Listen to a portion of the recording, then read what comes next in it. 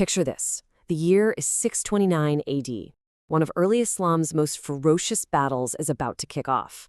Now, this wasn't a fight for land or for treasure. Nope. This was a response to a crime that broke every single ancient rule of diplomacy. A small, determined army marched north, straight into the lion's den, completely unaware they were about to face an enemy that seemed impossible to beat. This is the story of the Battle of Mutah. Just look at these numbers. I mean, seriously. On one side, you've got an army of 3,000 volunteers, and on the other, a colossal force of 200,000 professional soldiers, led by the Byzantine Empire. The odds weren't just long, they were completely insane. They were outnumbered almost 70-1. Basic math tells you this should have been an absolute annihilation. And yet this isn't a story about a massacre. It's a story of survival, of brilliant strategy, and incredible sacrifice. So the real question is, how in the world did this small band of warriors look a military superpower in the eye and live to tell the tale? That's the mystery we're diving into today. To really get this battle, you have to understand what lit the fuse. This whole epic confrontation didn't start with an invasion or a border dispute. It started with a single, shocking act: the murder of a diplomat.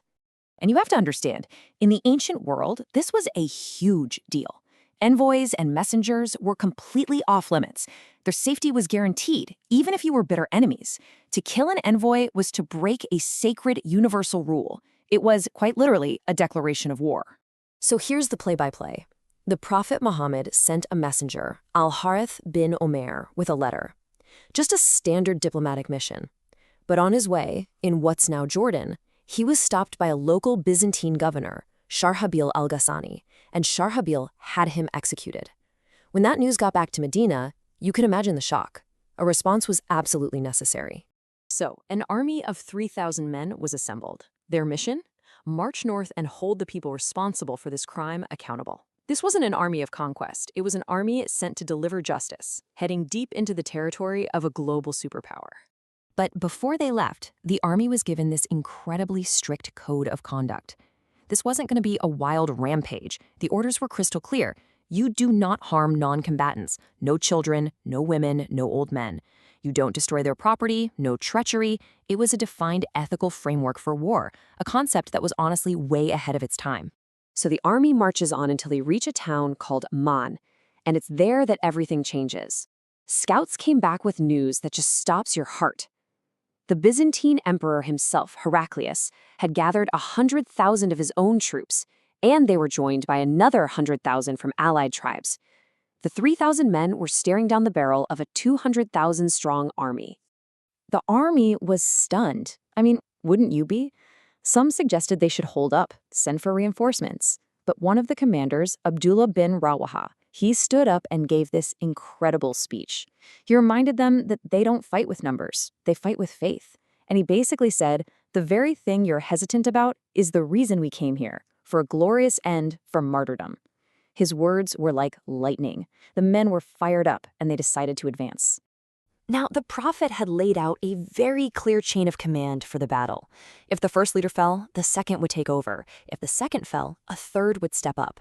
This foresight would prove to be absolutely critical in the chaos that was about to unfold. The first commander to carry the banner was Zayd bin Haritha, a man who was incredibly close to the prophet. He was given that white banner, the symbol of leadership, the thing everyone would rally to.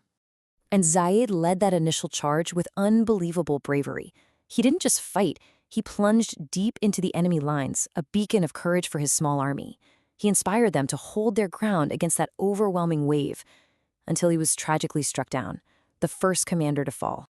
Just as planned, the banner was immediately passed to the second commander, Ja'far ibn Abi Talib. He was the prophet's cousin, and he was so known for his kindness that people called him the father of the poor. What Ja'far did next is the stuff of legends. He actually got off his horse to show his men he would never retreat and charged right into the heart of the enemy. While holding the banner, his right arm was cut off. So he grabbed it with his left. Then his left arm was also severed, and even then, he clasped the banner between his upper arms to keep it from falling until he was finally struck down. And as he was fighting, he was reportedly reciting these verses. It gives you this incredible window into his state of mind, a complete focus on the promise of paradise, even in the middle of one of history's most brutal fights. When they later found his body, it had more than 70 wounds. 70.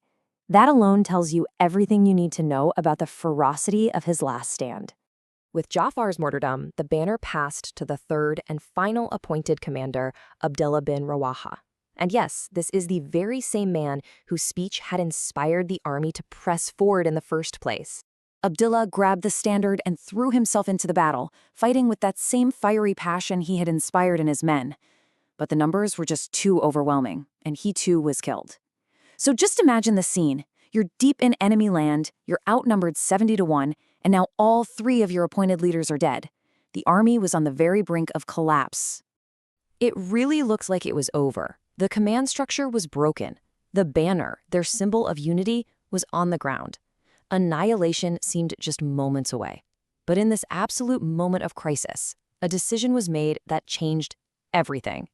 A soldier named Thabit bin al-Akam raced to grab the banner and yelled for the men to choose a new leader from among themselves. And unanimously, every single eye turned to one man, Khalid bin al-Walid. He was a new convert to Islam, but he was already known as an absolute military genius. And get this, all the way back in Medina, the Prophet was receiving news of the battle through revelation. He's describing the fall of the 3 commanders one by one. And then he announces that the banner has been taken up by a sword from the swords of Allah. That title, Saifullah, would stick with Khalid for the rest of history. And Khalid immediately showed exactly why he deserved that title. He didn't see a losing battle, he saw a strategic problem that needed solving. And what he did next was a total masterclass in military tactics and psychological warfare. So how did he do it? It was a 4-step masterpiece. First, he completely reorganized the ranks overnight. He moved the rear guard to the front and swapped the right and left flanks. Second, deception. The next day, the Byzantines saw all these new faces at the front and thought, oh no, massive reinforcements must have arrived.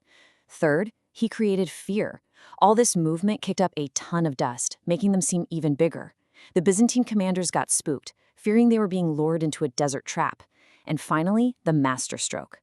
Khalid used that moment of hesitation not to attack, but to execute a brilliant, disciplined withdrawal, saving the entire army from being wiped out. So even though it was technically a retreat, the Battle of Mutah is seen as this huge, pivotal victory in Islamic history. But why? What was the real lasting impact? Well, first, the army was saved. Just surviving that encounter was a victory in itself. Second, it forged their reputation. The news spread like wildfire. A tiny army stood up to the mighty Byzantine Empire and walked away. They were suddenly a force to be reckoned with. This directly set the stage for major future victories. And of course, the sacrifice of the 12 martyrs, especially those 3 commanders, became a legendary story of inspiration for generations. And maybe nothing captures the legacy of Mutah better than this. Islamic tradition says that for his sacrifice, Ja'far was given a new title, the possessor of 2 wings, because he was granted 2 wings in paradise to fly wherever he wished. It's such a powerful final image. It turns a story of brutal warfare into a deep reflection on sacrifice and what it really means to give everything for a cause you truly believe in.